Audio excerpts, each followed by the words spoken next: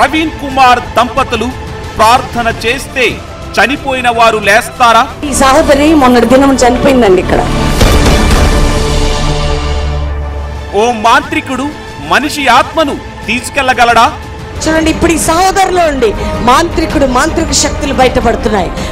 యేసుక్రీస్తు అద్భుతాల గురించి ప్రచారం చేయమన్నారా? చనిపోయిన వారిని లేపమని యేసుక్రీస్తు ఎవరికి చెప్పారు? అద్భుతాలు చేస్తున్నామని చెప్పేవారంతా యేసుక్రీస్తు శిష్యులేనా?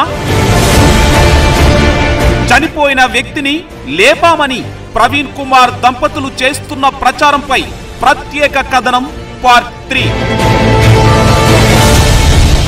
శనివారం రాత్రి 9:30 తిరిగి ఆదివారం రాత్రి 8:30 మీ నంబర్ 1 న్యూస్ ఛానల్లో